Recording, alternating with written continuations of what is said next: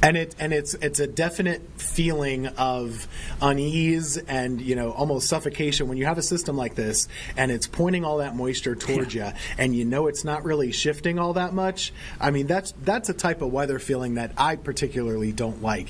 If we're tracking a storm for you, we always want to say when's it over. If you're not really sure when it's going to stop, that's kind of a bad feeling to have. Yeah. You get that with some types of weather. We saw it with some of the floods that we've had in the Carolinas before. Remember that one in South Carolina about close to 10 years ago, I guess. Yeah, that's an atmospheric river to an extent, coming right off and kind of aimed at you, a fire hose, whatever you want to call it.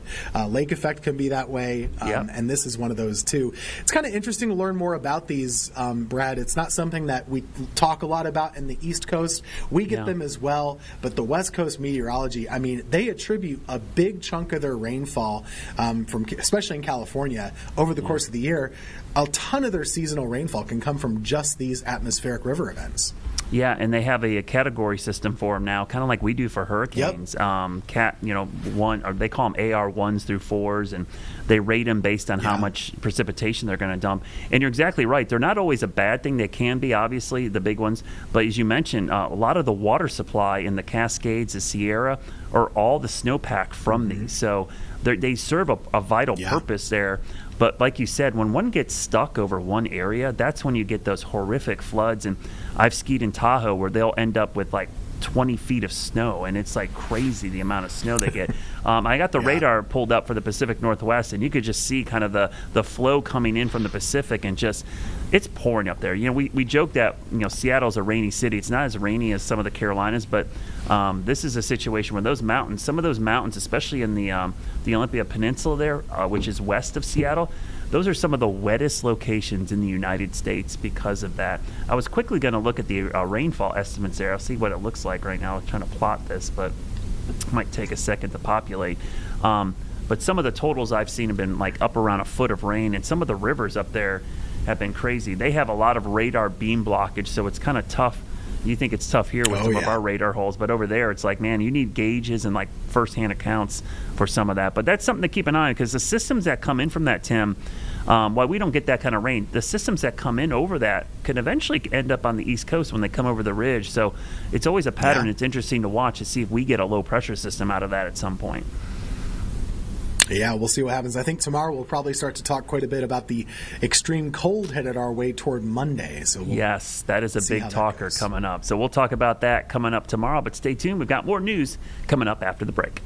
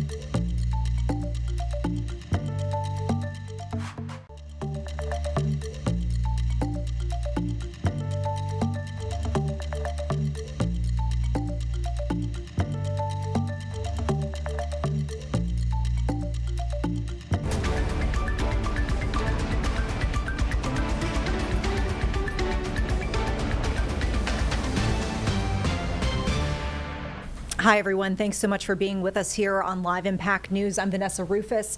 We are following some breaking news this hour. We had some information to share during our 6 o'clock news, but just moments ago, CMPD gave a briefing. It was rather brief, but we're learning some new information regarding that homicide scene in Northeast Charlotte that we've been reporting on for the last hour or so. We've got live images. Meantime, we can take you to that scene so you can see exactly what we're dealing with in this area. But we've got essentially the scene that is happening in Northeast Charlotte over by Reagan Drive. This is near West Sugar Creek Road. We are hearing from CMPD at least one person has died, and we've got a crew there on the scene gathering the latest. Looks like we've got that interview ready to queue up here with CMPD. So once again, from just moments ago, police giving that briefing. Let's get to that right now. Just say. All right, everybody ready? Yep. Everybody good? Sorry. All right. Just say your name. Major Torrey, Torri, Tellis, Tellis. Shortly after 4:30 p.m. this evening, officers responded to the 5100 block of Reagan Drive to a assault with a deadly weapon call for service. Upon their arrival, they located a male victim that was suffering from a stab wound. The victim was transported by medic to the hospital. Shortly thereafter, we were informed that the victim succumbed to his injuries. He was pronounced deceased. Do we have a gender or age of the victim at all? Or? At this time, we don't have an age or a gender. It was a male. The victim was a male, but we don't have an age or anything in detail. Do we have anything how the altercation started? We don't know. That's going to be a part of the investigation coming forward. But this is one of those situations where any added information from the community or from citizens in this area, anybody that had any information to add to it would be beneficial, and they can call our Crime Stoppers and leave a tip. And that information will be provided to the detectives of investigation for follow-up. It's a very well-traveled area during rush hour and stuff like that. Were you able to get any witnesses around or anything like that at the time? Or? Well, during the time of day, you're looking at rush hour traffic and people moving back and forth in the evening hours. So yes, there would be a good potential of folks that would actually been in the area to actually experience or see, witness what was going on, and those are the people that we need to come forward. Even if they might not have seen the stabbing, they might have seen maybe that individual walking around or someone walking with someone. Maybe. That's correct. Any piece of information would be beneficial. Just any message to the community or the neighbors that live around here? Again, when we have incidents like this occur, or any crime incident, the more that are involved in helping us resolve these issues makes it more safer for everybody that actually walks around, and for those that commute through this area, and those that live in this area. This is a heavily traveled corridor. One of the most frequented throughout the city. And again, with everybody being involved and doing their due diligence to assist and aid in an investigation, we can have resolve.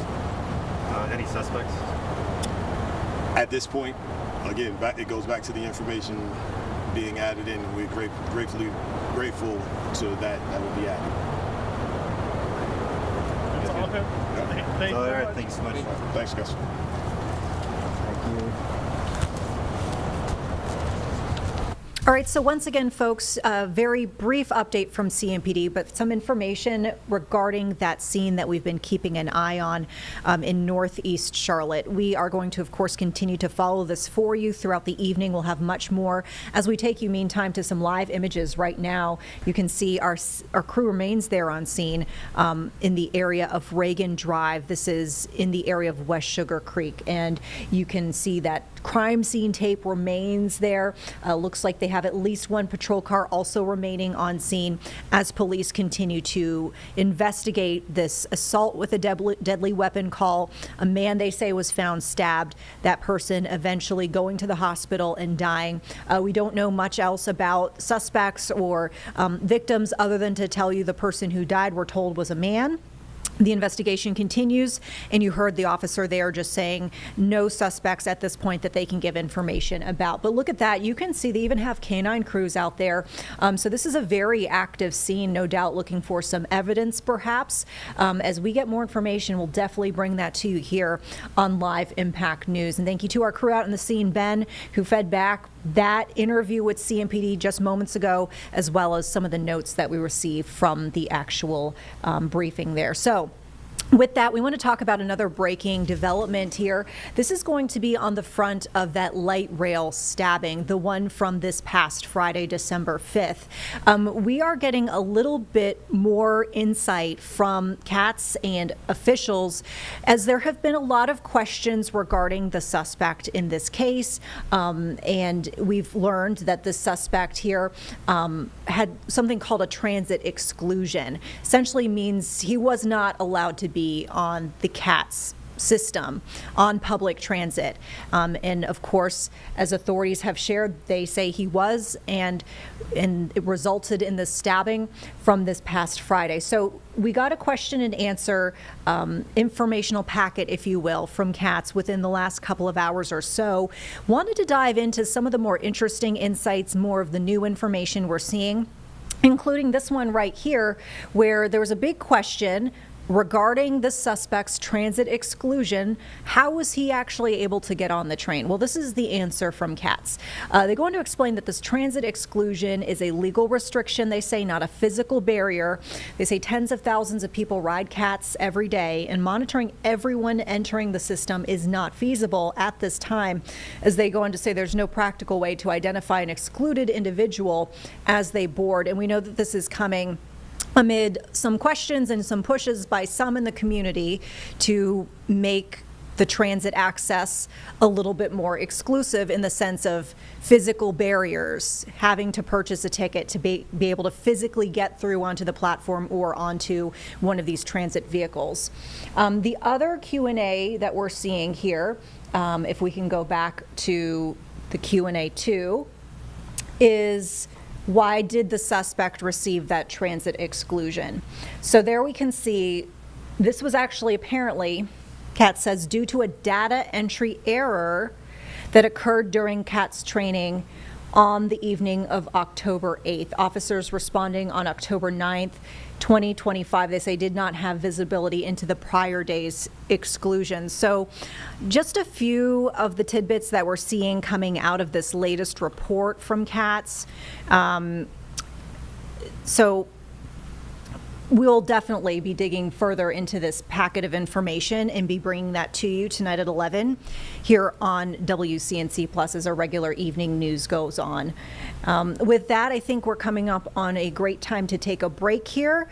Before we head out to the break, though, we just want to remind you we're going to keep an eye on this breaking news scene from Northeast Charlotte, that stabbing scene, as we've learned, one person dead. And this is happening over in the West Sugar Creek area. And this is something that CMPD is actively investigating at this very moment. You can see crime scene remains out on scene, multiple officers on scene. We see the crime scene tape physically blocking off the exact area where they say the stabbing happened.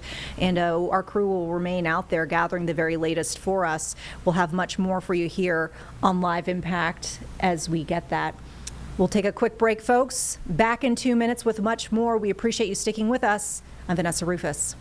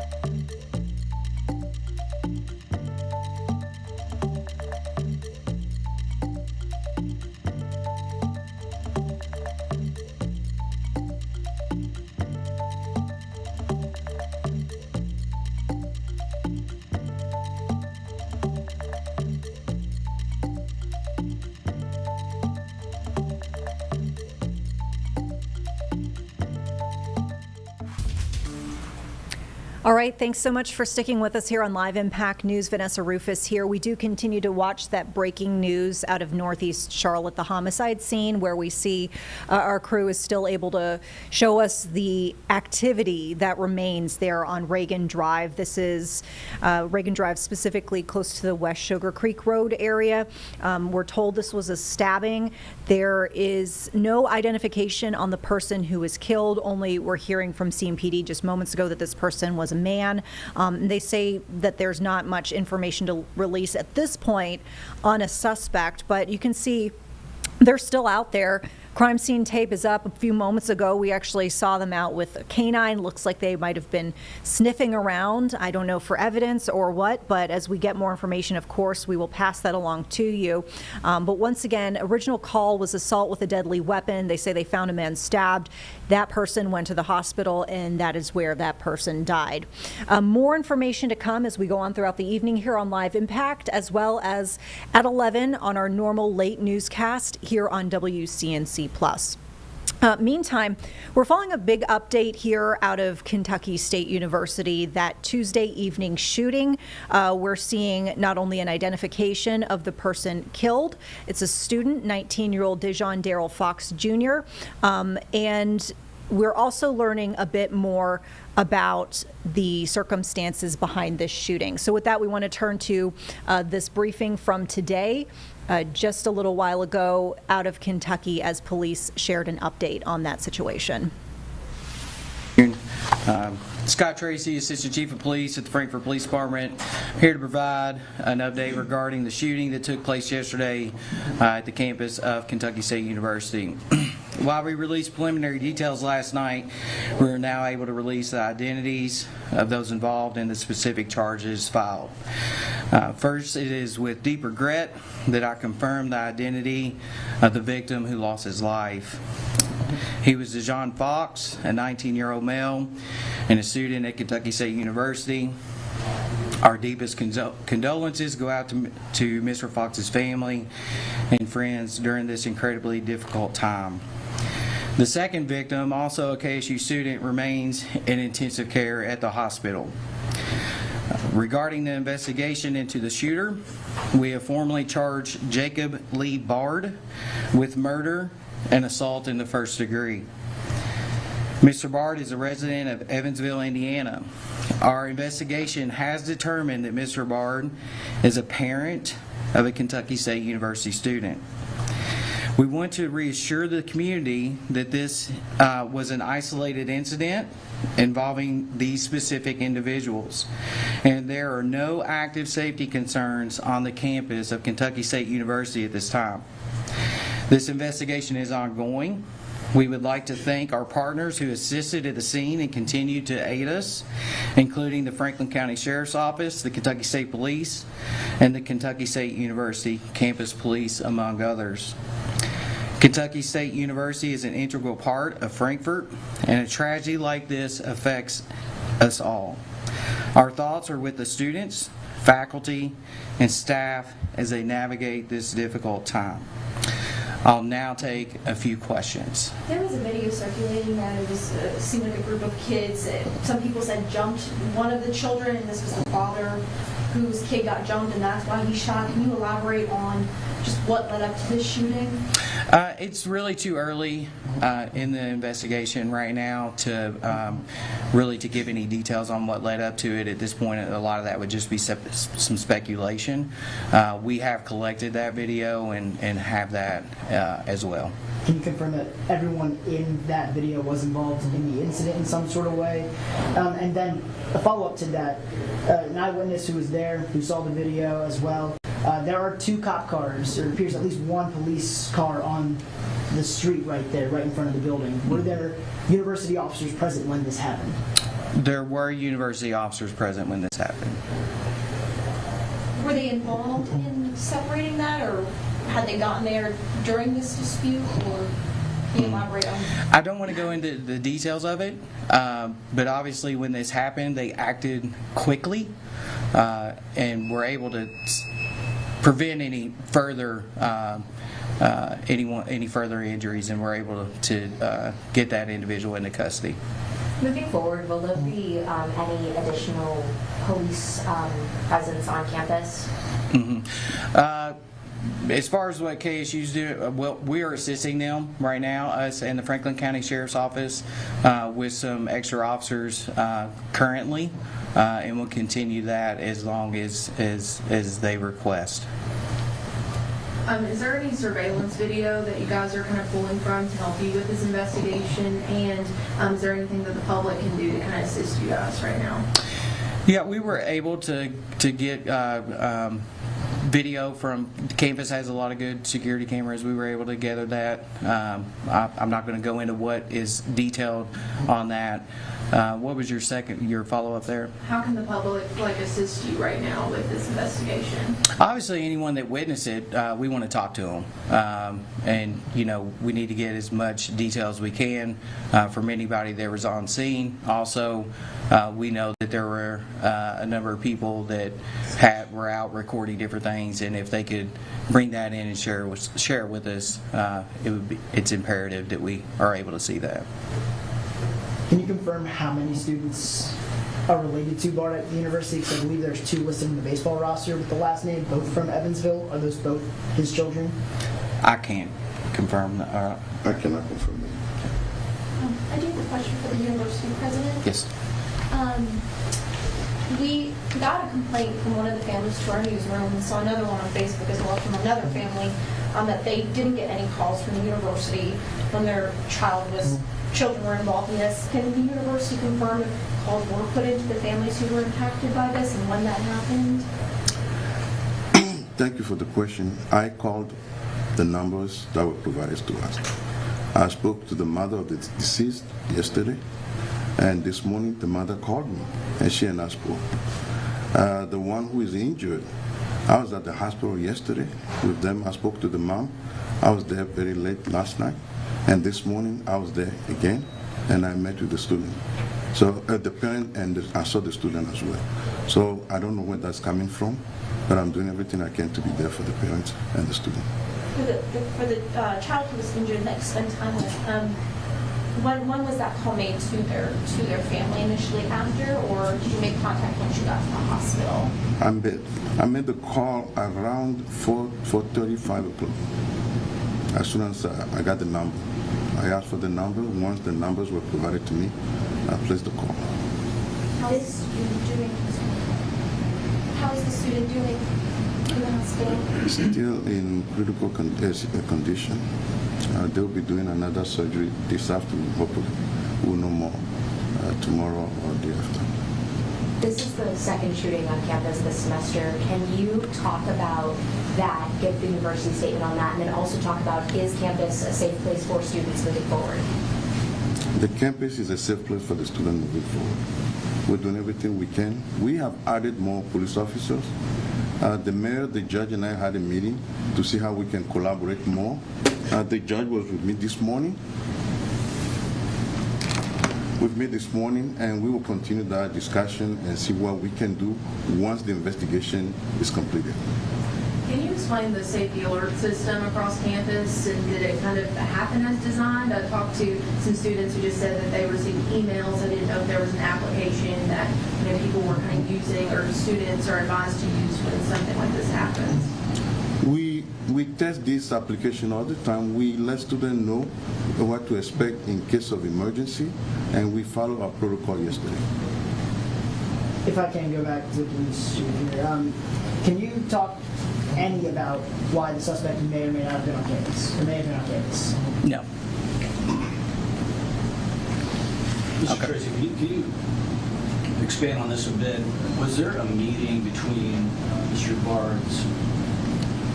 Did Mr. Bard have a meeting yesterday with the school dean about his son's safety on campus and about any ongoing physical altercations that may have been occurring between others on campus and his son? I can't comment on that right now, okay? All right, thank you all very much. We appreciate your time. Have a great day. All right, and once again, folks, the very latest from officials there in Kentucky regarding the deadly shooting from Tuesday evening, one that took the life of a 19-year-old student. They've identified as Dejon Darrell Fox Jr. As we mentioned before as well, the person charged in this case, Jacob Lee Bard, 48 years old, arrested at the scene, charged with murder and first-degree assault. He is being held without bail and is said to be the father of one or more KSU students. More on this to come here, folks. Meantime, time for a quick break on Live Impact. Back in 2 minutes with the very latest, including a briefing today from NTSB, warning from federal officials there that there could be some negative impacts, they say, to safety in a defense bill. And this was in light of this ongoing scrutiny into that mid-air collision from back in January. Let's rejoin in 2 minutes. We'll have the very latest on that front then.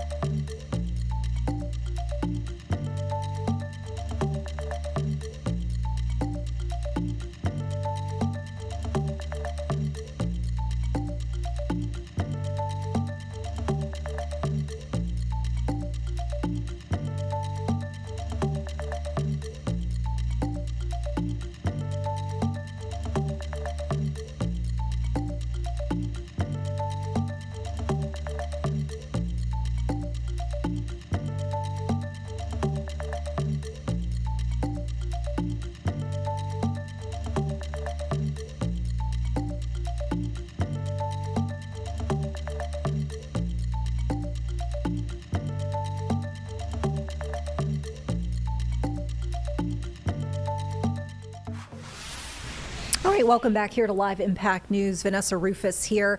Got some live images from around the area, including some stunning images from Beach Mountain up in the high country here of North Carolina. This is Beach Mountain Resort, and you can see some pretty low visibility, but I don't know if you caught it. They've got some skiers and snowboarders right now, and we do know that there is going to be some wintry weather action continuing into the overnight period for folks up in the mountains, up in the high country. Otherwise, we are, of course, a bit warmer today down here in the Piedmont, although quite breezy. So we'll keep you updated on weather impacts as we go on throughout the evening, including tonight at 11 here on WCNC Plus with Chief Meteorologist Brad Panovich. Meantime, we do continue to watch that breaking news scene from Northeast Charlotte. Our crew member remains there on scene, providing some live images for us. And you are, if you're just joining us, we've got a few details that we are getting from authorities on scene. So if you're just joining us, this is Reagan Drive, and this is close to the West Sugar Creek Road area. We've got from within the last few minutes here an update from CMPD saying that just after 4:30, officers were called to this stretch of Reagan Drive. There was an assault with a deadly weapon call.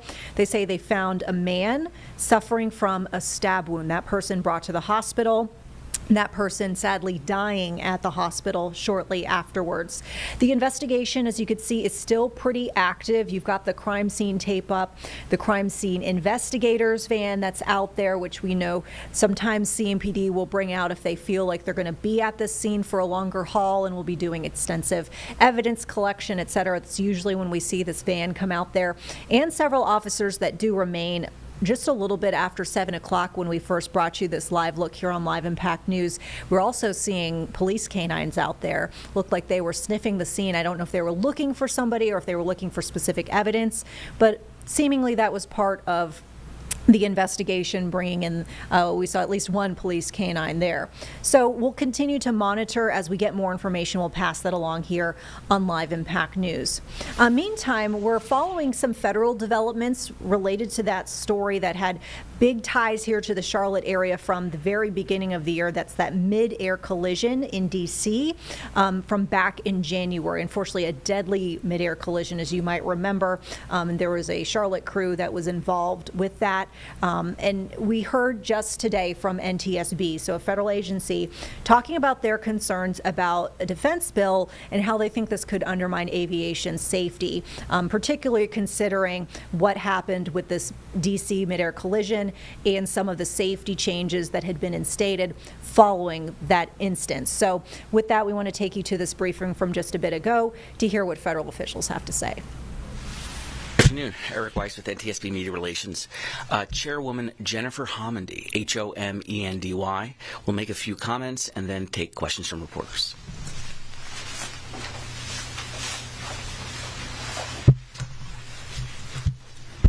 Thank you for joining us. Again, I'm Jennifer Homendy, Chairwoman of the National Transportation Safety Board. I want to start by saying this is not something normally where we weigh in so strongly on legislation that is moving before the House and Senate. But given that the DCA investigation is really our agency's highest priority right now, we think it's important that we talk about what is happening with NDAA. So the NTSB vehemently opposes Section 373 of the National Defense Authorization Act, or NDAA. This section, to the lay reader, is drafted to seemingly enhance safety. I want to be very clear that it does not in any way enhance safety. In fact, it reverses safety changes made after the mid-air collision, after issuance of our urgent safety recommendations, after the Secretary of Transportation, Sean Duffy, rightfully implemented our urgent safety recommendations and essentially gives the military unfettered access to the crowded and complex D.C. airspace. In fact, it would allow the secretary of any military department, generals, flag officials, to allow training missions in the D.C. airspace to take place without key safety reforms put in place after the January 29th mid-air collision. This is a significant safety setback. It represents an unacceptable risk to the flying public, to commercial and military aircraft crews, and to the residents in the region. It's also an unthinkable dismissal of our investigation and of 67 families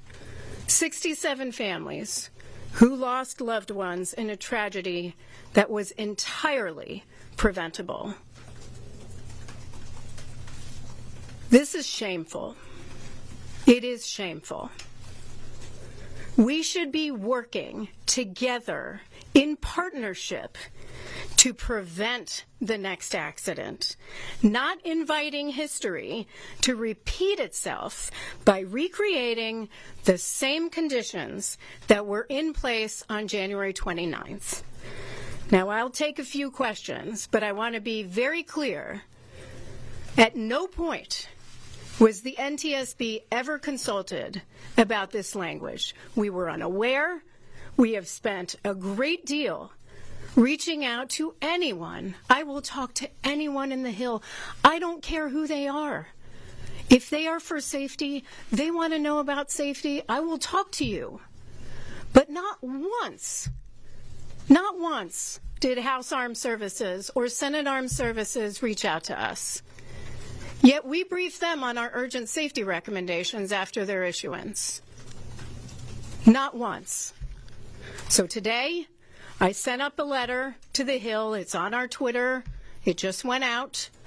It's a 2-page letter explaining our significant concerns about Section 373. We obviously have, we cannot lobby as a federal agency, but I can certainly state our opposition, and that is what we are doing. And I hope it's taken seriously, because this is not right. This is not right. So I'm going to take questions with that. Sir, when you ask, if you could state your name and your affiliation, that'd be helpful. Thank you. Mr. Hamidi, Sam O'Donnell, Politico. What's your understanding of how this language got into the bill? Is it from the Armed Services Committees? Do you have any idea of where exactly it came from? Yeah, that's a great question. So the question is, where did the language come from? Did it come from House Armed Services? I have no idea. I assume it came from House Armed Services. I've been on the phone since about 5 o'clock last night, nonstop.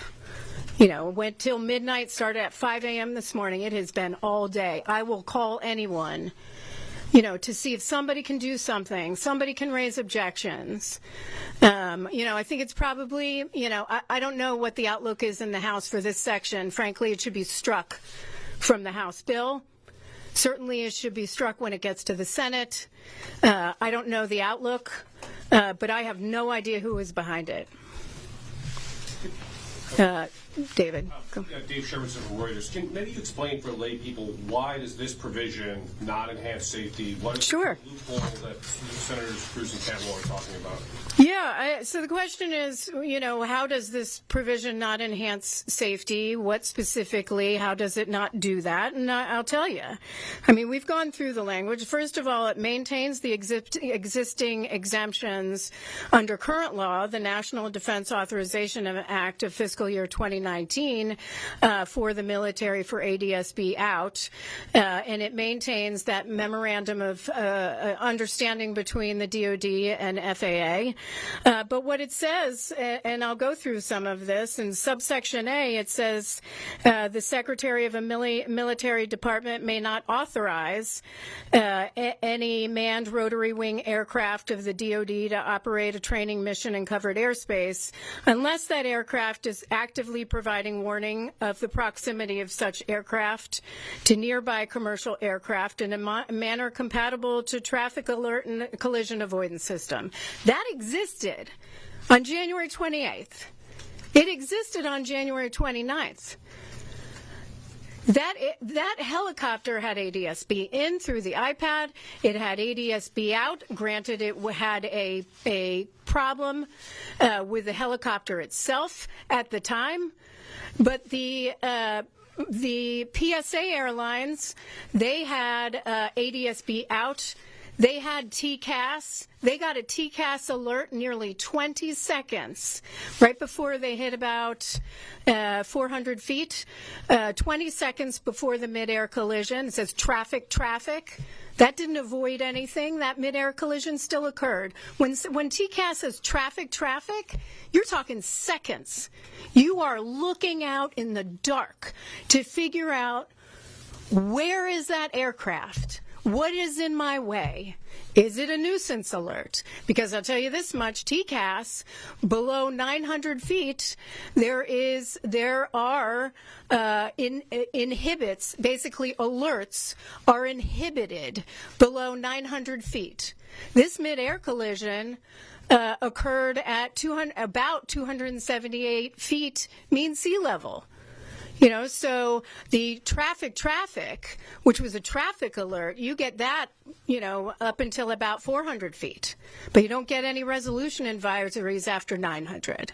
So this does absolutely nothing. It puts in place subsection A, what existed on January 29th, right before that midair collision. Then you have a whole subsection on waiver authority for the Secretary of any military department for operation of an aircraft If the secretary determines, and the secretary of that military department determines that there's a national security interest, undefined, and then... All right, folks, pretty robust conversation there once again from NTSB officials regarding some legislation they fear could undermine aviation safety. We're going to return to this briefing in just a moment, but first we've got some breaking news from the sports world to get to. We are seeing some reporting here from ESPN's Dan Wetzel that ex-Michigan coach Sharon Moore has been detained by police. He says this happened in Saline, Michigan this evening, and apparently Moore was turned over to police in Pittsfield Township for an investigation into potential charges. And this is just another layer here in this all-day story that has really taken the college football scene by storm here. We learned just a few hours ago that Michigan had fired this football coach, Sharon Moore, after finding evidence of what they called, quote, an inappropriate relationship with a staff member, and really bringing to a stunning end here of his tenure with the Wolverines. So once again, reporting here by ESPN, just within the last several minutes or so by Dan Wetzel with ESPN, ex-Michigan coach Sharon Moore detained by police, turned over to police in another jurisdiction for potential charges and an investigation. As we learn much more, we'll bring it to you here on Live Impact News. Meantime, time for a quick break, and as we mentioned, we will return with the dialogue from NTSB and their concerns, they say, with new legislation that they say might have a negative impact on aviation safety. We'll see you in 2.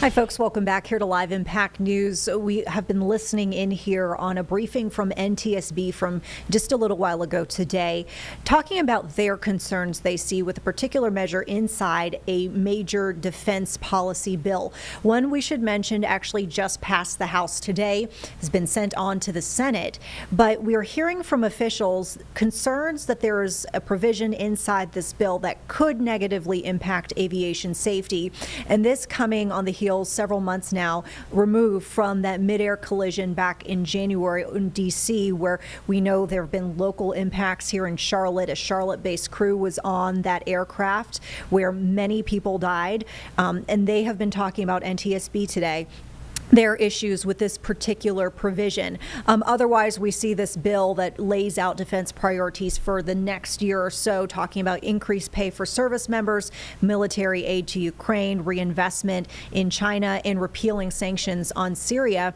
And as we mentioned, it overwhelmingly passed the House today. The Senate has yet to make a decision. Let's rejoin this briefing from NTSB. You're hearing from one of the officials taking questions from reporters. That has been conducted seemingly by the military department, and we know, by the way, I have checked with our entire Office of Aviation Safety. Nobody actually knows what a commercial aviation compatibility risk assessment is. You would think someone writing language dealing with aviation might want to know what that is. If you want to talk about safety risk assessment, we know what that is. And we can tell you from our investigation, the Army wasn't doing it.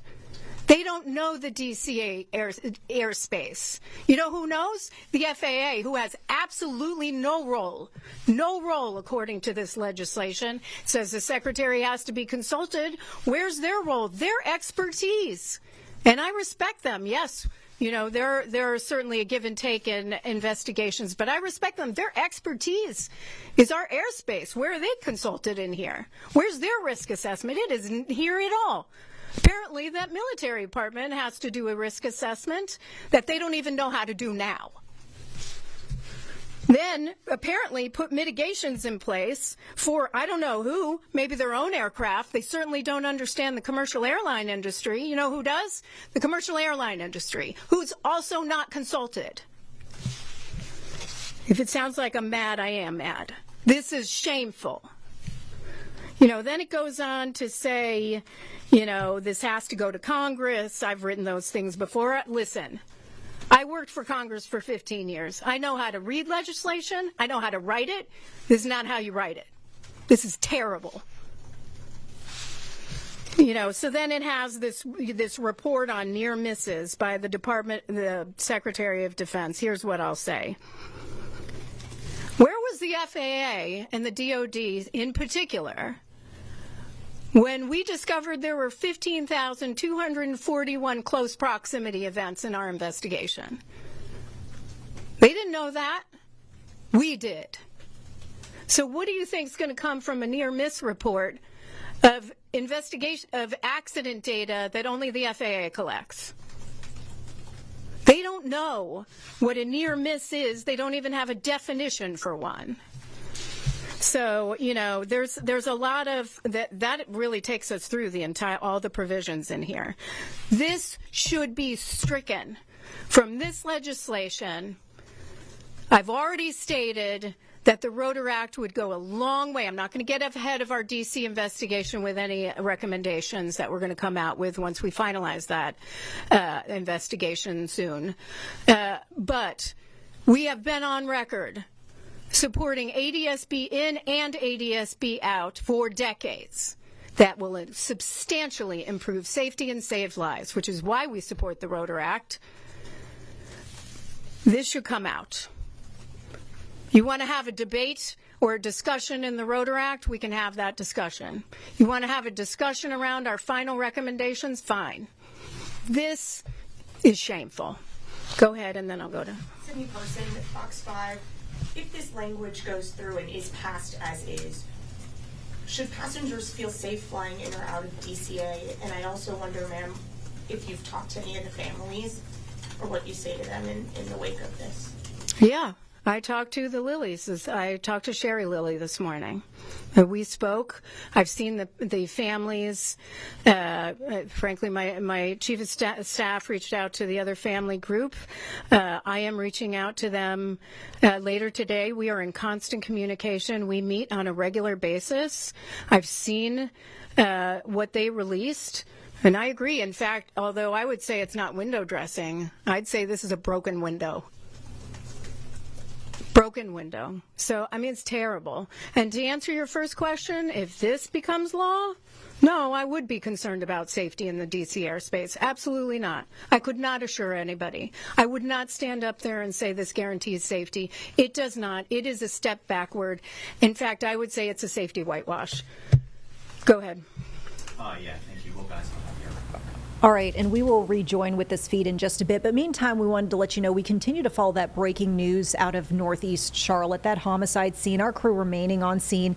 And you can see live images as we speak as police remain out there investigating on that 5100 block of Reagan Drive. As we mentioned, this is Reagan Drive near the West Sugar Creek Road area.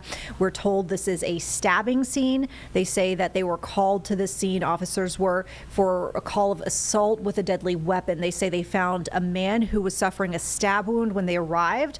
That person was brought to the hospital and died shortly afterwards. Investigation continuing. We're still also trying to get some more information from police regarding whether there's a suspect out there. Our photojournalist on scene, Ben, was able to ask officers whether they had somebody in mind as far as a suspect, and police essentially saying that they're not able to share any information on that front at this time. They did say, however, if you know anything about this, to please give them a call. But nevertheless, you can see evidence gathering continuing here. Crime scene tape remains up and several officers are out there. And we've mentioned this before. It was an interesting scene to see closer to the 7 o'clock top of the hour. We had, courtesy of This Live Look, visuals of a police canine that was actually going through, sniffing around. We're not sure if they were looking for a person specifically that might still be in the area or if they were looking for evidence using that canine. But we will, if we get any clarity on that, of course, pass that along to you here on Live Impact. Meantime, time to take a quick break here. We will rejoin, hopefully, to wrap up this press conference with NTSB that we've been following regarding concerns with aviation safety. You're watching Live Impact here on WCNC Plus. We'll see you in 2 minutes.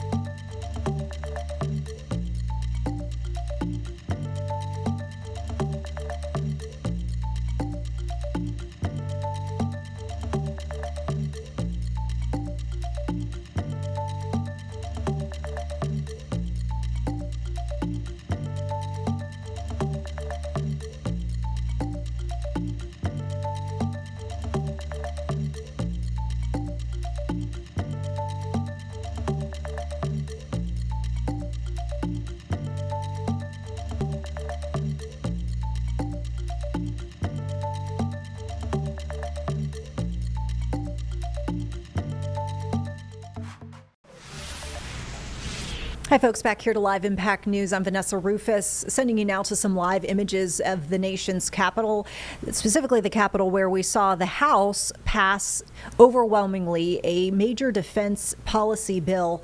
And this is one that we've seen entailing a lot of different provisions. As we mentioned, this would essentially set policy for defense over the next year or so. There's provision for increased pay for service members. There would be some military aid for Ukraine, restricting of investments in China, and repealing of sanctions on Syria. But there's another point that we are seeing NTSB officials tonight being very vocal about, and they do not like this, quite frankly. They believe that this provision specifically regarding aviation safety, rolling back some specific improvements that were made after that deadly midair collision over D.C. back in January, one which impacted a Charlotte-based flight crew. They're saying that this is not a good situation, and they would like this specific measure stricken from the defense bill. Now, that said, we can tell you, as we mentioned, it passed the House, has yet to get a look on the Senate, so we'll keep you updated on that front.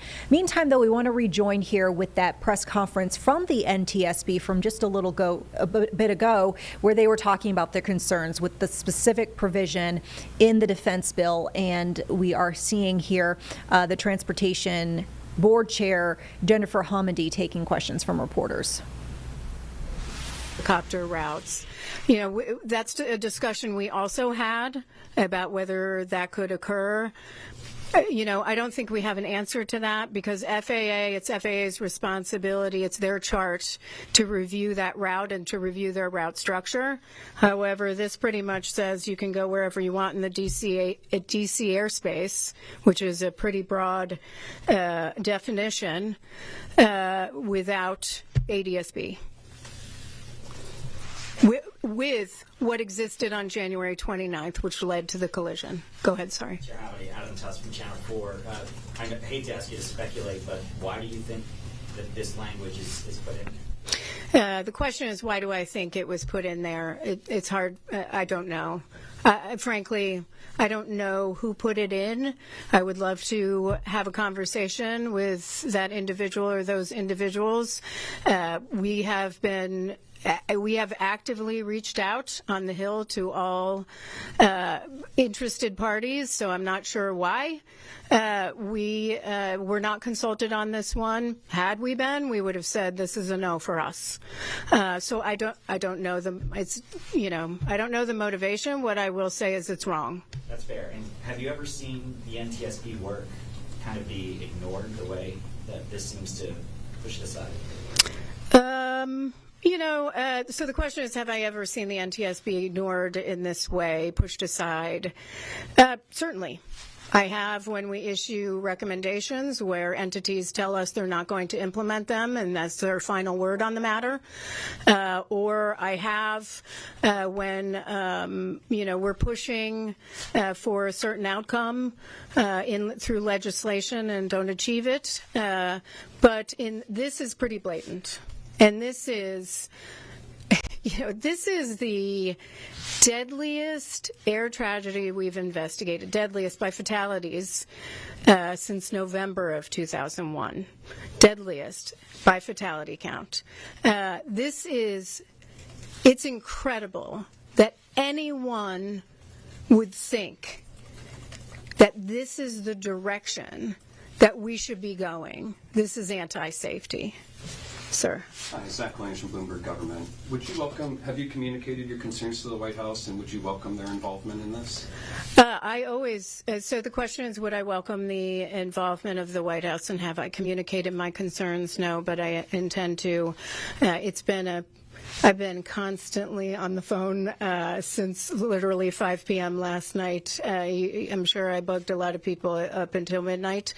I would welcome their assistance, certainly. The administration has been extremely supportive of the NTSB since, they came in, and so I would certainly welcome any assistance that could be provided on this one.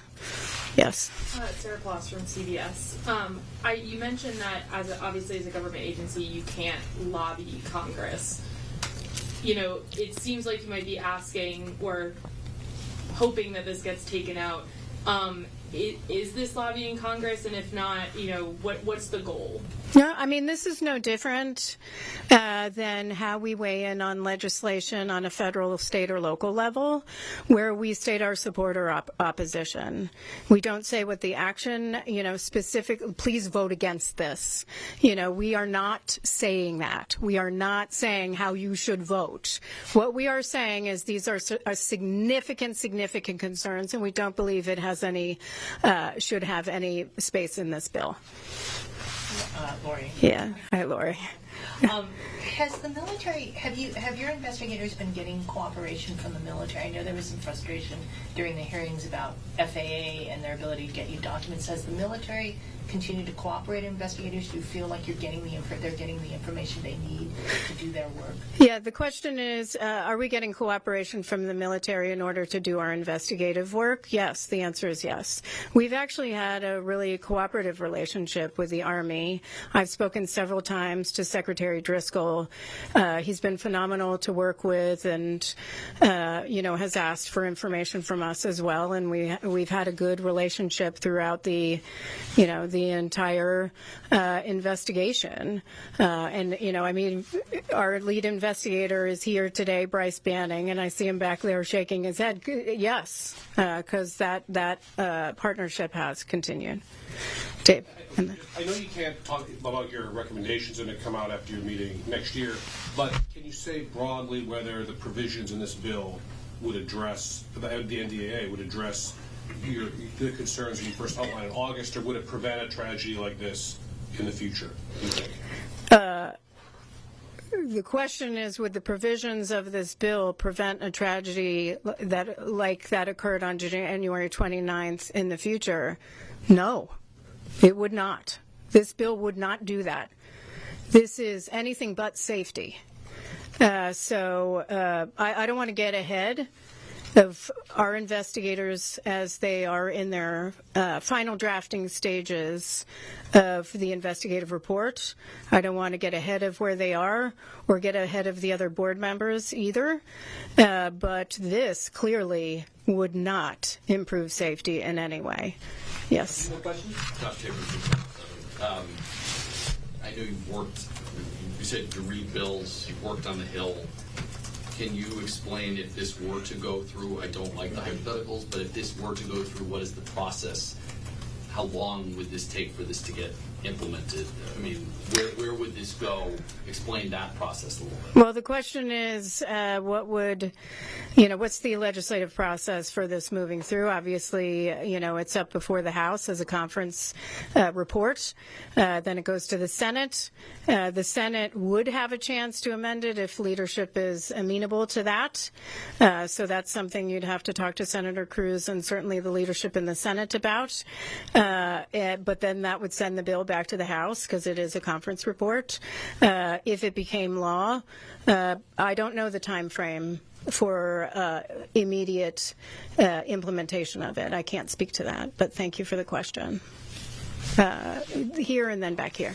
Fox 5, just waiting for you to answer what my colleague asked you about, it is safety to travel from DCA to Baltimore right now.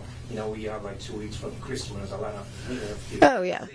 So the question is on the safety of our airspace right now and the safety of DCA. I fly out of DCA exclusively unless for some reason, and it's rare, just because I don't want to drive that far to other airports. But I fly out of DCA. I put my child on a plane by herself. I am not concerned. A lot of people will be flying. Our U.S. aviation system, yes, things occur. They have occurred. Lives have been lost. But it's by far the safest mode of transportation. When we are talking 42,000 people are dying on our roads, that is a public health crisis. With that said, I could not say that these provisions ensure safety in the U.S. in the DCA airspace.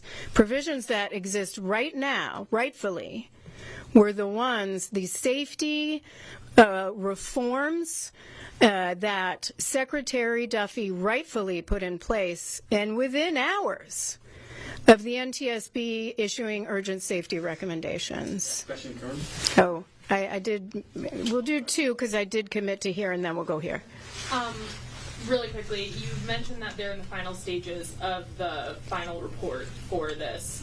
Obviously, we're now on what could be a fast approaching deadline for this bill. Is there any hope that the report could come out before this, that it might impact any timeline, you think, for the final report on this? Our investigative report will not be out today or by next week. No. which is another reason why we shouldn't be getting ahead of the NTSB right now. Yes. Sorry, mine is this week in summary. I know you said that this provision rolls back the safety steps that were made in the wake of the DCA crash, and you detailed very much so how the different sections apply to January 29th or 9th. Overall, though, if this is implemented, does that put us back on par with the safety precaution, the safeguards that were in place on the date of the DCA crash, or does it revert to, does it strip away safeguards that were in place at that point? Like, are we in a better or worse position with this? The crash. We are, okay, the question. The crash, because I know things have happened since. It's on January 9th. If this were implemented, is it equivalent? Is it better? Is it worse in terms of from a safety perspective? The question is this legislation in this section better or worse than what existed on January 29th at the time of the mid-air collision? It is not better. It's worse, if or equal. I would say this is exactly what existed at 8 p.m. on January 29th, about 50 minutes before the mid-air collision. This doesn't improve anything. In fact, I would say with some of these waiver provisions and very little role for the Secretary of Transportation and the FAA, it goes even farther back. Thank you so much. Thank you. All right, folks, once again, NTSB officials speaking on their concerns they say they have with the defense bill. We mentioned that passed the House is yet to be decided in the Senate, essentially rolling back, potentially creating exemptions to a policy, but rolling back improvements that were made after the mid-air collision over D.C. back in January. Moving now to some breaking images we continue to keep an eye on here on Live Impact News. We've got our crew that remains on scene of what we believe is a stabbing at a days in. I just kind of checked in with our crew to see if we had any new nuggets of information. But looking at the map, we knew that this was a motel of sorts. Our crew member believes this is specifically the Days Inn in Northeast Charlotte on Reagan Drive. But this was a scene police say was the scene of a stabbing. 51 block Reagan Drive. So that's Reagan Drive near the West Sugar Creek Road area. We continue to gather information here, but essentially we see this as an assault with a deadly weapon call that eventually they found a man stabbed, did escalate to a homicide when that man died at the hospital later on. No information on suspects right now. We don't know anything about the victim other than he was a man, and our crew continuing to monitor the scene, which remains very active. You can see that police cruiser that remains there. We saw several officers next to the crime scene unit, which is in a different part of the scene, but you can also get a glimpse of that crime scene tape, which appears to remain up near the parking lot of what we now believe is a Days Inn. So stick with us here on Live Impact for the very latest. We're going to take a quick break, folks, to return and, of course, catch you up to speed with anything new we might learn from this scene. Also talking about the Fed's decision to cut rates today, making for the third time in a row, but potentially the last time in a bit, according to the Fed chair. So more on that in 2 minutes.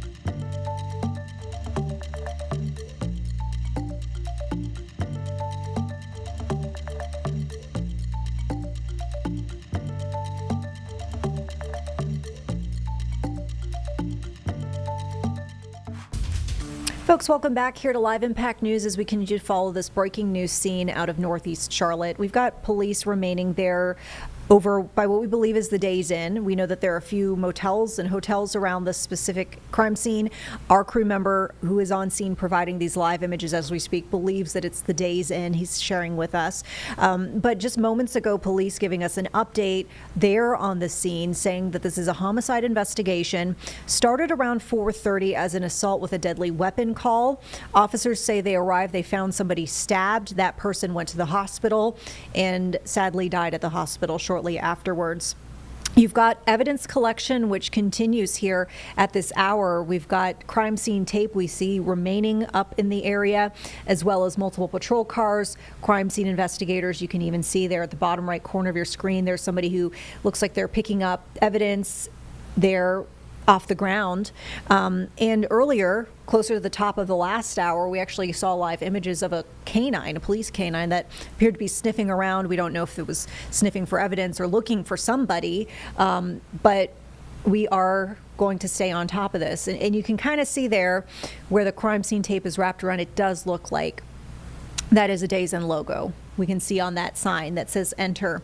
So much more to come on this as we go on throughout the evening here on Live Impact. And of course, updates as well at 11 o'clock when we turn you over to our regular late evening news. With that, speaking of some of the bigger headlines of the day, we did see another rate cut done by the Fed today, and Fed Chair Jerome Powell spoke on that just a couple of hours ago, talking about that decision and also indicating that this is probably going to be the last interest rate cut that we will see for quite some time.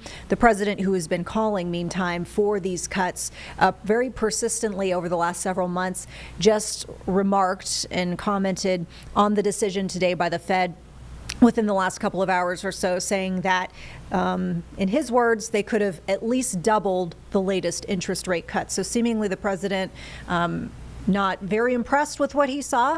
Nevertheless, this is the quarter percentage point cut that we're seeing. And here's Fed Chair Jerome Powell speaking on that. Data for the past couple of months have yet to be released. Available public and private sector data suggests that the outlook for employment and inflation has not changed as much since our meeting in October. Conditions in the labor market appear to be gradually cooling, and inflation remains somewhat elevated. In support of our goals, in light of the balance of risks to employment and inflation, today the Federal Open Market Committee decided to lower our policy interest rate by a quarter percentage point. As a separate matter, we also decided to initiate purchases of shorter-term Treasury securities solely for the purpose of maintaining an ample supply of reserves over time, thus supporting effective control of our policy rate. I will have more to say about monetary policy and its implementation after briefly reviewing economic developments. Although some key government data have yet to be released, available indicators suggest that economic activity has been expanding at a moderate pace. Consumer spending appears to have remained solid, and business fixed investment has continued to expand. In contrast, activity in the housing sector remains weak.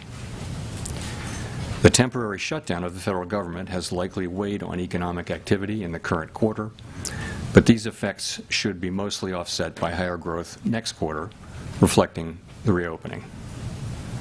In our summary of economic projections, the median participant projects that real GDP will rise 1.7% this year and 2.3% next year, somewhat stronger than projected in September.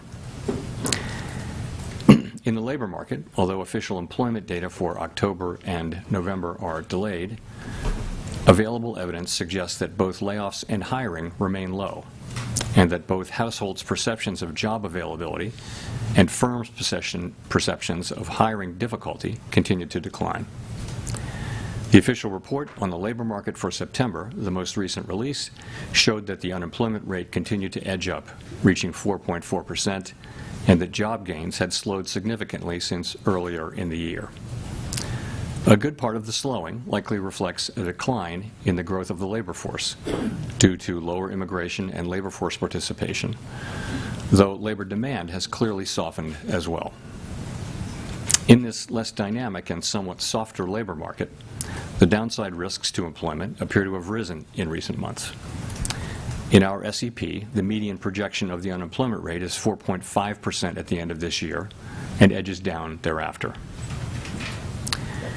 Inflation has eased significantly from its highs in mid-2022, but remains somewhat elevated relative to our 2% longer-run goal. Very little data on inflation have been released since our meeting in October. Total PCE prices rose 2.8% over the 12 months ending in September, and excluding the volatile food and energy categories, core PCE prices also rose 2.8%. These readings are higher than earlier in the year as inflation for goods has picked up, reflecting the effects of tariffs. In contrast, disinflation appears to be continuing for services. Near-term measures of inflation expectations have declined from their peaks earlier in the year, as reflected in both market and survey-based measures. Most measures of longer-term expectations remain consistent with our 2% inflation goal. The median projection in the SEP for total PCE inflation is 2.9% this year and 2.4% next year, a bit lower than the median projection in September. Thereafter, the median falls to 2%. Our monetary policy actions are guided by our dual mandate to promote maximum employment and stable prices for the American people. At today's meeting, the committee decided to lower the target range for the federal funds rate by a quarter percentage point to 3.5 to 3.75%. In the near term, risks to inflation are tilted to the upside and risks to employment to the downside, a challenging situation. There is no risk-free path for policy as we navigate this tension between our employment and inflation goals. A reasonable base case is that the effects of tariffs on inflation will be relatively short-lived, effectively a one-time shift in the price level. Our obligation is to make sure that a one-time increase in the price level does not become an ongoing inflation problem. But with downside risks to employment having risen in recent months, the balance of risks has shifted. Our framework calls for us to take a balanced approach in promoting both sides of our dual mandate. Accordingly, we judged it appropriate at this meeting to lower our policy rate by a quarter percentage point. All right, so folks, we're going to take a quick break here to return with more from Fed Chair Jerome Powell regarding this decision to cut the benchmark lending rate by another quarter percentage point. Once again, back in 2 minutes with more on that and reaction from the president, too.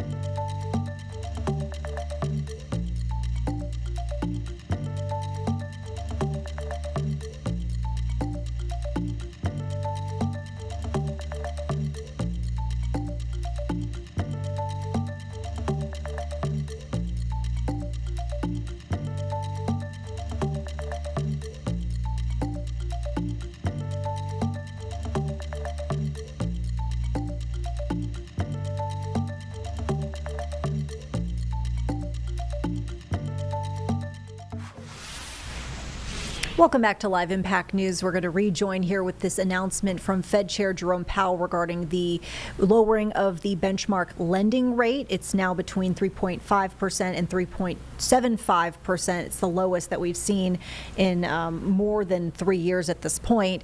And also tonight, hearing from the president that he still thinks that this latest cut didn't go far enough. And we know throughout the whole year he's been pushing for these interest rates to be lowered. The third time now that we've seen the rates lowered this year. With that, let's get over to Powell right now, talking about what went into their decision to lower the rates today. Point over our last 3 meetings. This further normalization of our policy stance should help stabilize the labor market while allowing inflation to resume its downward trend toward 2% once the effects of tariffs have passed through. The adjustments to our policy stance since September bring it within a range of plausible estimates of neutral and leave us well positioned to determine the extent and timing of additional adjustments to our policy rate based on the incoming data, the evolving outlook, and the balance of risks. In our summary of economic projections, FOMC participants wrote down their individual assessments of an appropriate path of the federal funds rate under what each participant judges to be the most likely scenario for the economy. The median participant projects that the appropriate level of the federal funds rate will be 3.4% at the end of 2026 and 3.1% at the end of 2027, unchanged from September. As is always the case, these individual forecasts are subject to uncertainty, and they're not a committee plan or decision. Monetary policy is not on a preset course, and we will make our decisions on a meeting-by-meeting basis.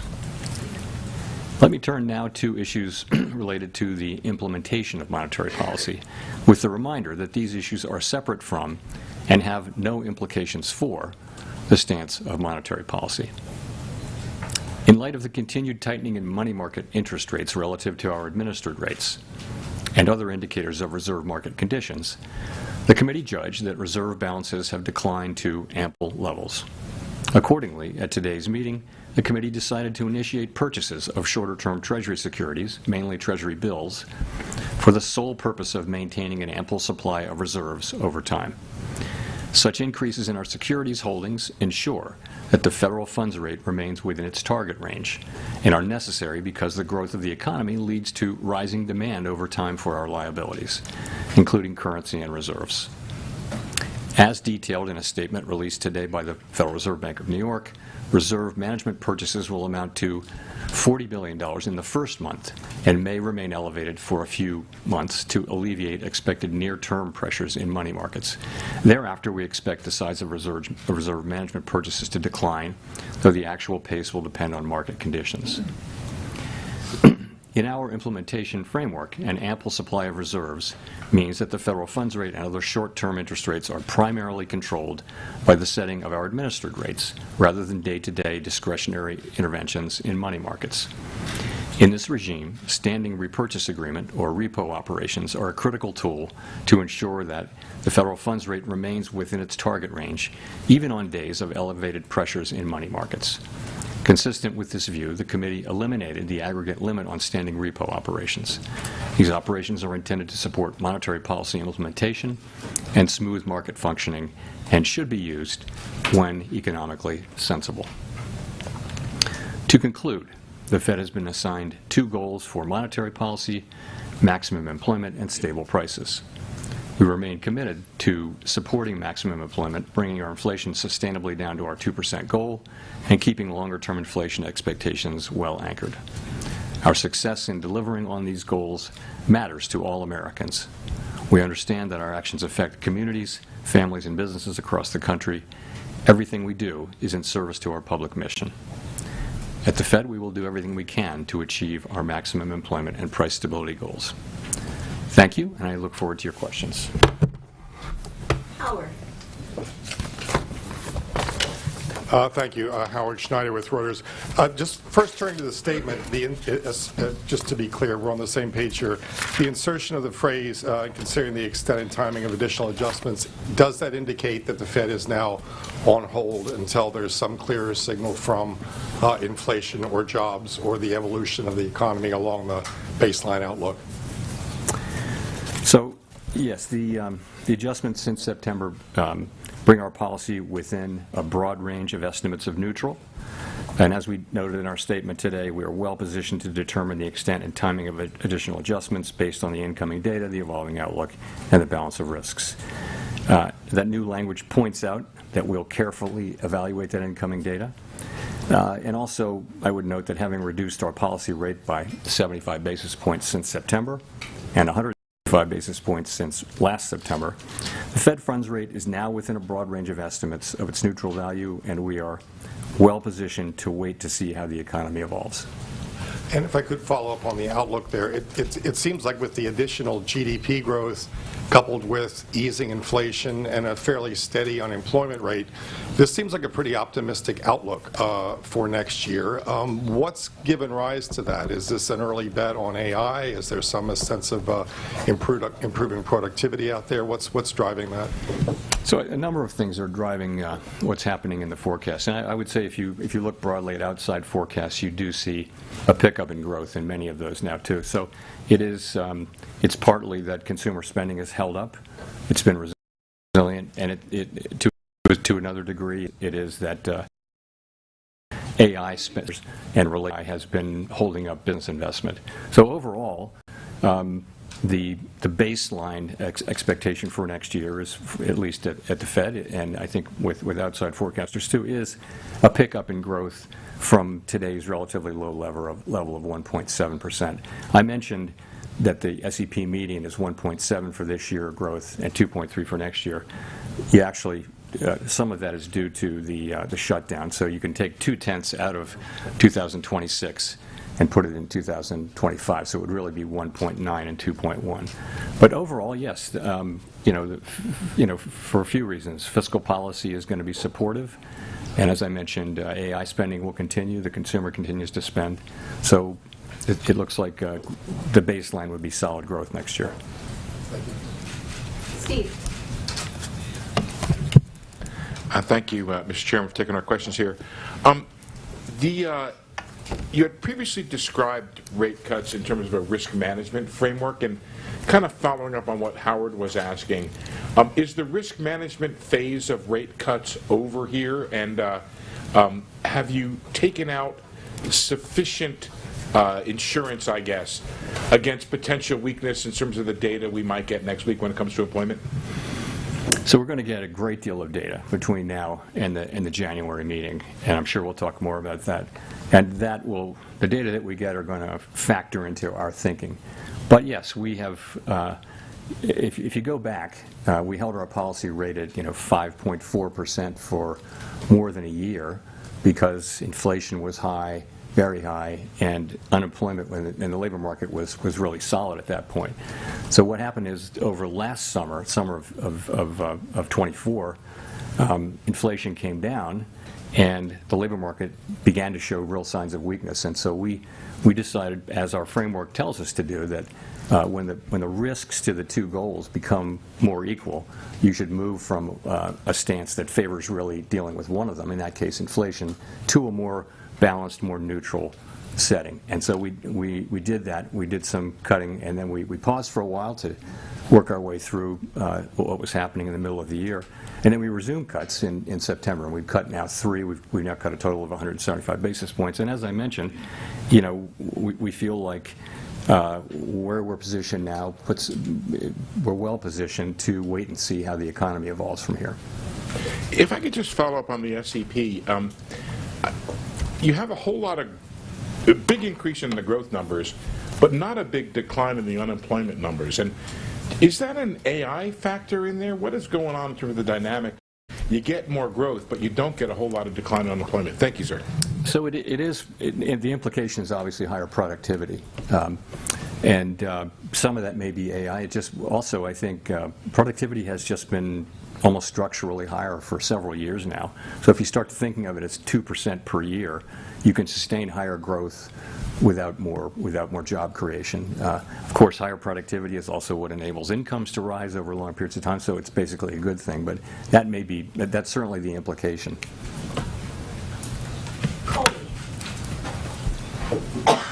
Thank you. Colby Smith with the New York Times. Today's decision was clearly very divided. It wasn't just the 2 official dissents against the cut, but there were also soft dissents from 4 others. And I'm just wondering if this reluctance from several people to support recent reductions suggests that there is a much higher bar for cuts in the near term. And what exactly does the committee need to see if things are well positioned right now to support a January reduction? Sure. So let me just say, as I mentioned, and as I've mentioned here before, the situation is that our 2 goals are a bit in tension, right? So interestingly, everyone around the table at the FOMC agrees that inflation is too high and that we want it to come down, and agrees that the labor market has softened and that there's further risk. Everyone agrees on that.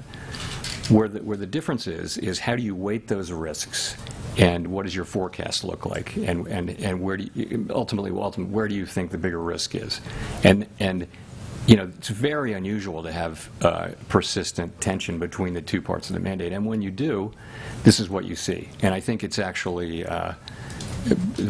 what you would expect to see, and we do see it. Meanwhile, the discussions we have are as good as any we've had in my 14 years at the Fed. They're very thoughtful, respectful, and you just have people who have strong views, and you know, we come together and we reach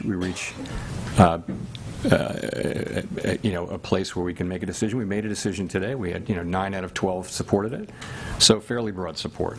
But it's not like the normal situation where everyone agrees on the direction and what to do. It's more spread out, and I think that's only inherent in the situation. In terms of what it would take, you know, we all have an outlook in terms of what's going to come, but I think ultimately having cut 75 and, you know, the effects of the 75 basis points will only begin to be coming in.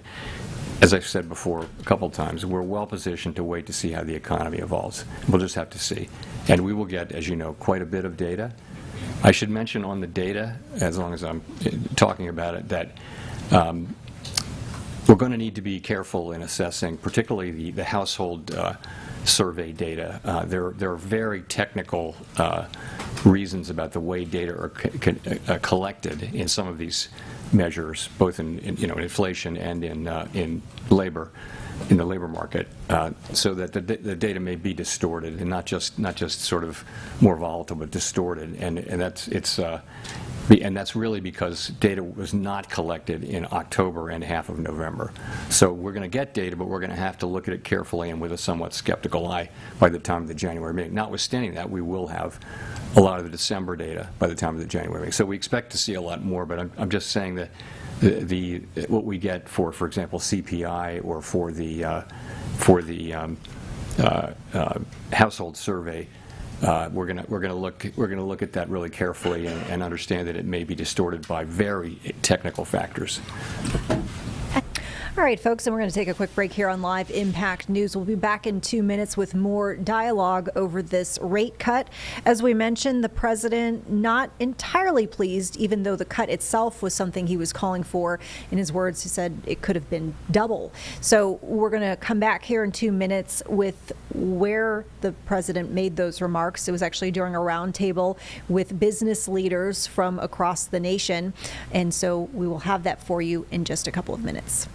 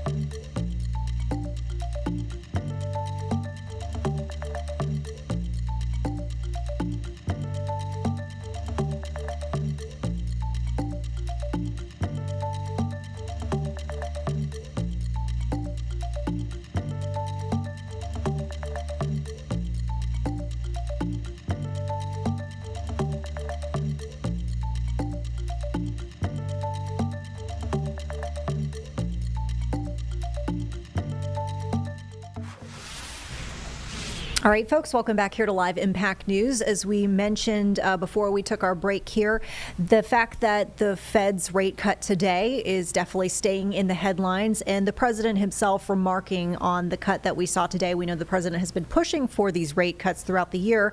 There have been 3 thus far. And during a roundtable, which, by the way, we're looking live at the White House, it happened at the White House earlier today with business leaders, the president did remark on this rate cut, saying he thinks it didn't go far enough. And as you heard the Fed chair talking about, likely will be the last rate cut we see in a while. With that, we do want to bring you to that roundtable from earlier today. Once again, the president, alongside various business leaders from across the nation, talking about the economic agenda and the climate for business right now. Very much. It's been an interesting day from the standpoint of news. As you probably know, we've just seized a tanker on the coast of Venezuela, large tanker, very large. Largest one ever seized, actually.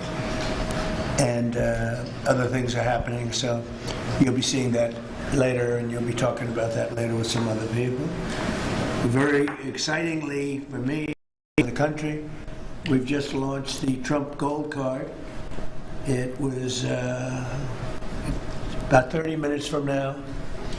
The site goes up, and all funds go to the United States government. It could be a tremendous amount of money.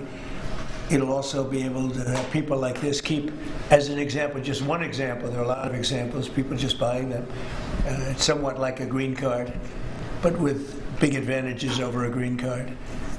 And companies are going to be able to go to the Wharton School of Finance, the Stern Business School, Harvard, MIT, wherever you may get your students, any school, and you're able to buy a card and keep that person in the United States, actually, so there's certainty, because I've heard from Tim Cook of Apple, and I've heard from a lot of people, some of the people at this table, that essentially in the United States you can't keep the student. You can't hire people from the best colleges because you don't know whether or not you can keep the person. They come and have the people get out. They throw the person out of the country. You graduate number 1 from your college, and there's no way of guaranteeing, I guess you could say, there's no way of guaranteeing that they're able to stay in the country.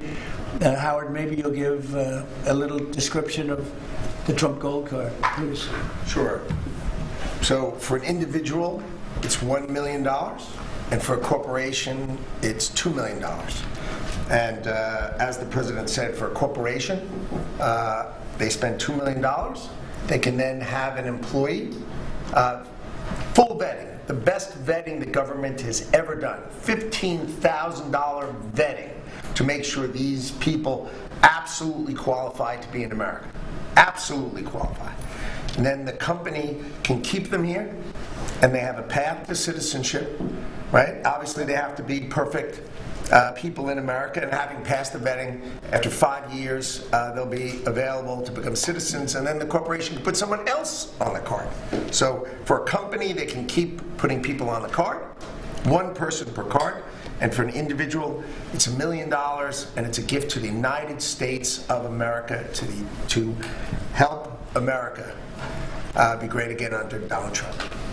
And it's really 2 gifts. It's a gift of getting somebody great coming into our country, because we think these will be some tremendous people that wouldn't be allowed to stay. You know, they graduate from college, they have to go back to India, they have to go back to China, they have to go back to France, they have to go back to wherever they came from. Very hard to stay. It's a shame. It's ridiculous things. We're taking care of that. The companies are going to be very happy. I know Apple's going to be happy, but a lot of the companies, nobody talked to me more about it than Tim Cook. He said it's a real problem, and it's not going to be a problem anymore. As you know, they used to send people up to Canada and other places, other countries, so we solved that. And the other thing is it'll take in, we think, probably billions of dollars that will go to the Treasury of the United States, that will go to an account where we can do things positive for the country. So it'll be a great thing. We'll take in, I think, billions of dollars, many billions of dollars even. So that's very exciting. The Trump accounts are doing really well. We have a man on my right, Michael Dell, who's an extraordinary person. His wife is even more extraordinary. I think I can say that. They have such a good relationship, you don't mind. She's an extraordinary person, Absolutely. right? Got a great wife. But they're two great people, and as you know, last week Michael contributed $6,250 million. And this is just something that's so special. So many people are in love with that. He understood it right from the beginning. It was his idea, and he understood it right from the beginning. Could you give maybe just a little description of why you loved it for such a long period of time? And we were able to get it through the great big beautiful bill, basically. That's how what gave us the authorization to do it.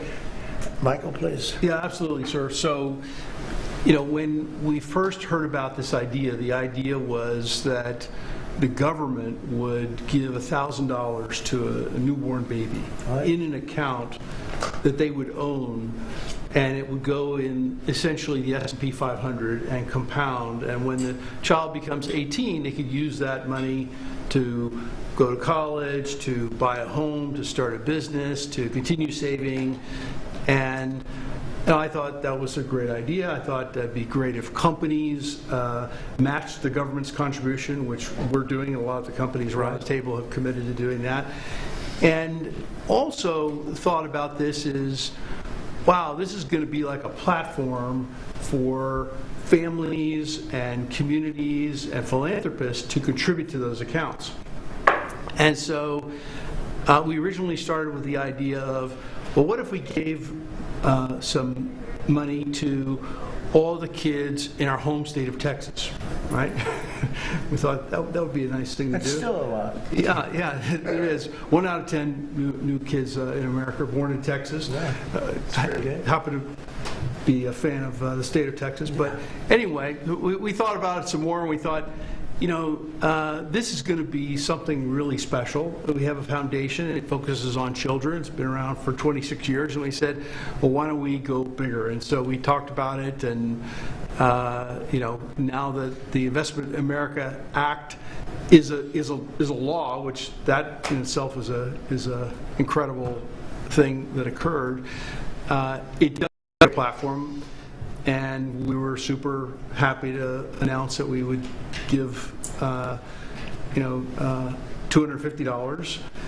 We arrived at $250 because next year will be the 250th birthday of America and 25 million children. We thought that was a nice thing to do because it would include most of the children that are 10 and under, that are not part of the government program, that live in zip codes where the median income is less than $150,000. And that was also an important part of our contribution. And I do believe there will be a number of other large gifts announced. I've already spoken with a few. We'll be announcing gifts at the state level, right, and more to come. Yeah, it's amazing, and it's amazing the vision you have, but that's why you're so successful, frankly. And to think that Michael started off with not a lot of money, I would say, right? Not too much, like very little. And he can give a gift of $6,250 million, and I know he said he's going to do a lot more. It's pretty amazing. It's really a beautiful thing to watch. So great for our country. So we have the Trump accounts are doing really well, and it's become, I have to tell you, just everyone's talking about them, beyond what I would have even thought.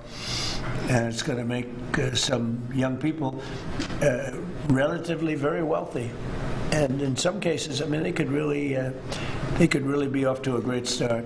So some people have had that advantage and some people haven't, but it's a wonderful thing. Thank you to you and your beautiful wife. Thank you very much. So it's a pleasure to welcome so many brilliant minds and distinguished business leaders back to the White House. I love these brilliant minds, including Michael Dell of Dell Technologies, who makes a great product. And I want to thank him for what he's done, what we just discussed, the accounts. We also are grateful to be joined by Enrique Lores of HP. So thank you very much, Enrique. Great job you're doing. Antonio Neri of HP Enterprise, thank you very much. What's the difference between HP and HP Enterprise? We focus on the cloud security, networking, and large systems. The cloud's good. People have done very well with the cloud. That's great. Arvind Krishna of IBM, who's actually become, I would say, a legend. The job he's done. He's taken the stock from a rather low price to a very nice price. I won't say high because I'm sure you're going to say it's going to go up a lot more, right? But, so I can't say a high price. But he took IBM into a new stratosphere that nobody, I think, saw. If you go back to before when he took over the company, nobody would have even imagined that you'd be able to do what you've done. So congratulations, Thank you. Good friend. Cristiano Amon of Qualcomm, and thank you very much. Congratulations on the success. Yeah, I know a lot about your company. You've done amazing. An executive director of the Technology CEO Council, Bruce Melman. So, thank you very much. I think that these people know each other. We're going to be talking a little bit about technology today, and we'll take a few of your questions about technology. I'm sure you probably won't have too many of those questions. You'll be asking about some other things, right, Bruce? Our administration is committed to total dominance in technology. Right now, we're leading artificial intelligence by a lot. And I think, you look at what's going up, and we're writing rules, regulations. We want to keep it at the federal government level, so it's simple for it's very important, frankly.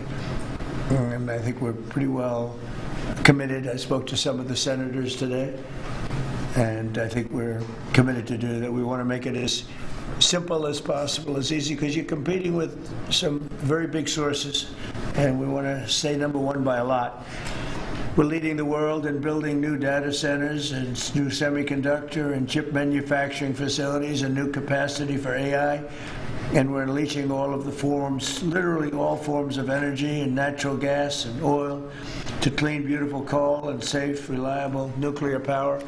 And I'm giving them approval to, when they build these massive plants that cost $50 billion. It used to be that for $50 million you could build a nice little shopping center. But for $500 million, you could build one of the biggest, most beautiful centers. And now they're talking about $50 billion. So explain that one. These buildings there's never been anything. There's never been anything like that. So you're all involved in that. It's pretty amazing. 1 year ago, our country was considered dead by many leaders throughout the world. And now we have what's called the hottest country anywhere in the world. We're the hottest country in the world right now. 10 months took us. I thought it was going to take longer, Michael. I didn't think we were going to have this success this soon. We have over $18 trillion being invested. So much of it like you're in for a lot. What's the number that you're looking at? 150. 150 billion. Yes. That's good. I don't know, Michael. Am I allowed to ask you? You already gave 6,250,000,000. Do you have you stated a number that you're at for investment, future investment? Well, if I think about all the investment that we make with the American companies that are adding capacity, particularly around semiconductors, it's several $100 billion. I think that's right. It's pretty good. Yeah, it's pretty good. It makes the 6 billion sound very, very small. That's very good. Antonio, what about you guys? What about you and Enrique? How's that going? Well, we built. Have you announced a number or anything? No, I'm actually happy to share it with you. Over the next few years, we're going to invest an additional $3.5 billion building secure manufacturing. Right. We built the largest supercomputer for the United States government that supports both the DoD and DOE. So in the next 18 months, we're going to build the largest 5 supercomputers that will keep the United States ahead of the game, both in life science and AI, but also to keep ahead owning the entire stack at the national security level. Great. Are you doing that separately? Are you doing that together or No, separate? we are totally separate companies. Totally separate, right? From our side, we invest in the U.S. around $18 billion per year. So if you look at the next five, right. it will be close to $100 billion. And we are going to be investing in AI at the edge, not only on data centers, but how to make AI available to customers in PCs, in headsets, in devices that they will be using every day, which is the next frontier. Over $100 billion. Yes. And you're doing well, Asia. All right, folks, and it's time to take a quick break here on Live Impact News. Once again, you're listening into some of the business roundtable that the president had with various business leaders from across the nation earlier today at the White House. When we return, we'll be talking about another big topic on the national forefront, that is health care. And we know that kind of been seeing an at odds between the Democrats in Congress and the Republicans over the Obamacare Affordable Care Act tax credits. So we're going to see some developments with that today and some of the commentary that we're seeing from both sides regarding the health care discussion. We'll be back in 2 minutes.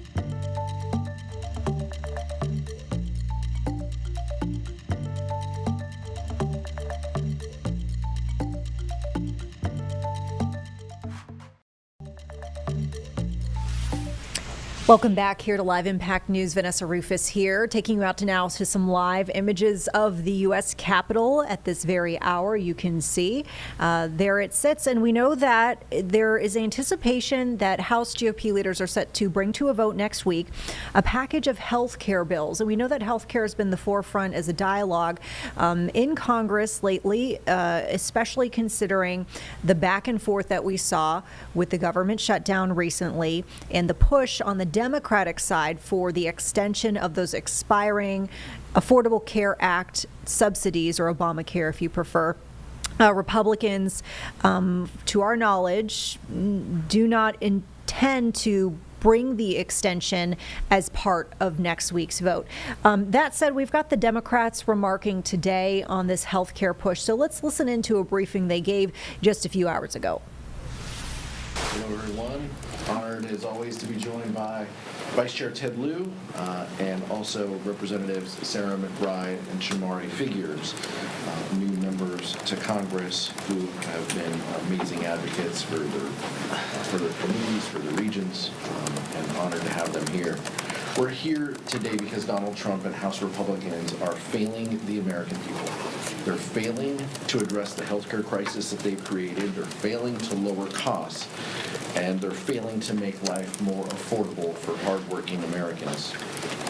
Families are struggling to get by, yet Republicans continue to be more focused on building on the bidding of their billionaire class friends than helping people that they represent. Ahead of the holidays, Americans are seeing prices go up for gifts and groceries and the family gatherings that they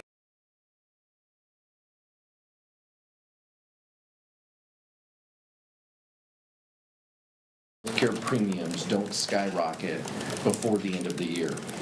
They highlighted that and stood for that even just moments ago. For months, House Democrats have been sounding the alarm that Republicans need to work with us on extending the Affordable Care Act tax credits to keep health care costs low for American families. And we've put forward a plan that has the support of every single member of the Democratic caucus. We only need 4 Republicans to join with us in signing a discharge petition to prevent the American people from losing their health care coverage. Because we know when people don't have health care coverage, they don't stop getting sick. They don't stop needing medication. They don't stop needing to take their kids to the doctor. If they can't afford to go to the doctor, they won't see one, or they'll go to the emergency room, which is the highest cost, most expensive way to get care and limits our already burdened healthcare system. Which Republicans will be brave enough to join us? We just don't know.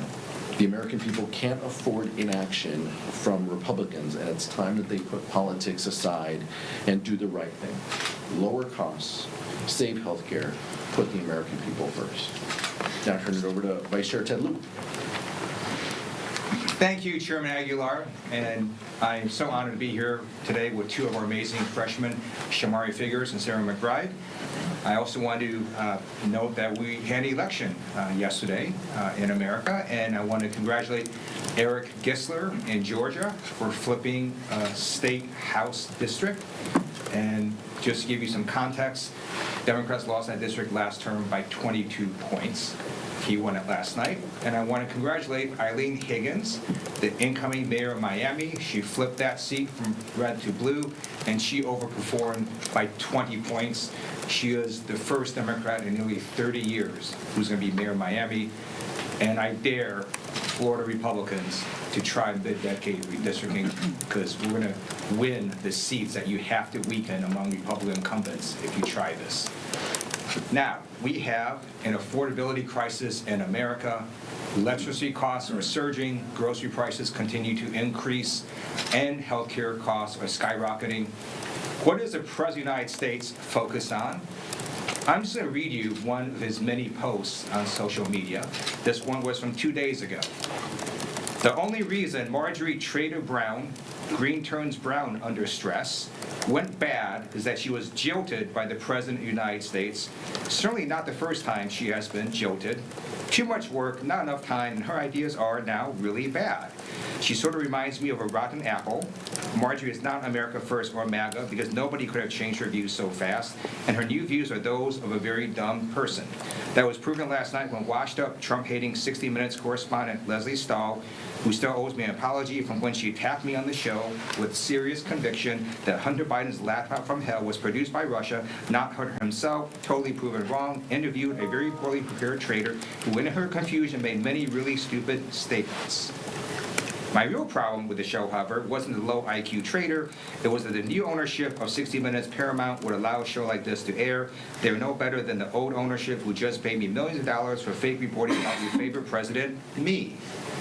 Since they bought it, 60 Minutes has actually gotten worse. Oh well, far worse things can happen. P.S. I hereby demand a complete and total apology, though far too late to be meaningful, from Leslie Stahl in 60 Minutes for her incorrect and libelous statements about Hunter's laptop, President DJT. Oh, now it's my great honor to introduce an amazing freshman from Alabama, the great Representative Shamari Figures.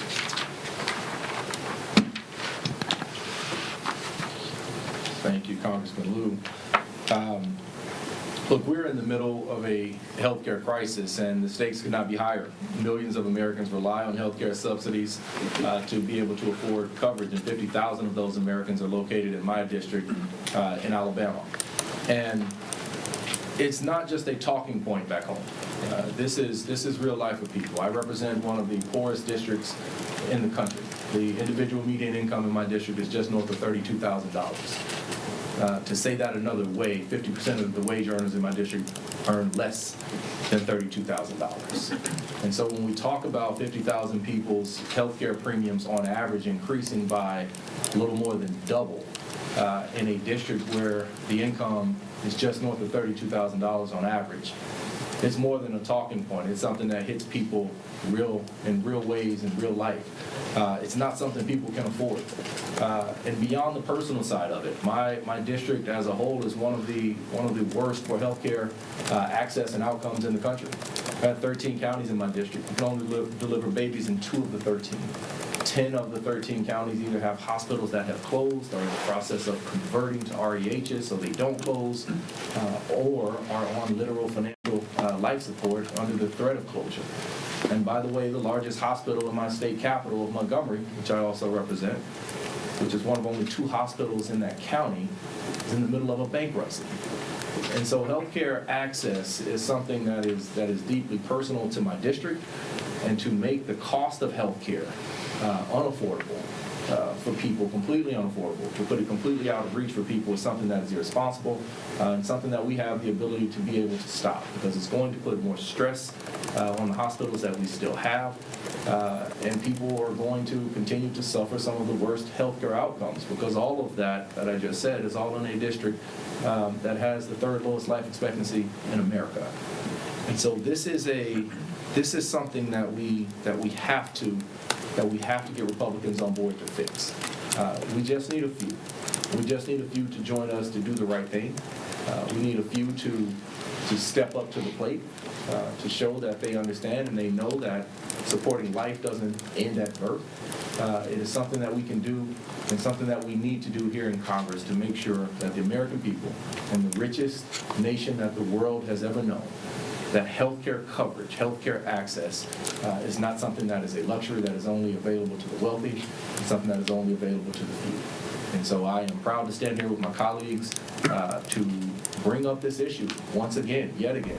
All right, and our time here on Live Impact is coming to a close. We wanted to let you know, coming up right after this next commercial break, something special for you, very holiday themed if you're trying to get into the vibes. Trans-Siberian Orchestra Show coming up here at 9. It's going to run for the next hour and a half. And like we mentioned, right after this commercial break. So just enough time to make that hot cocoa and snuggle up and get ready. We hope to see you for the news at 11 right afterwards. Thanks for joining us.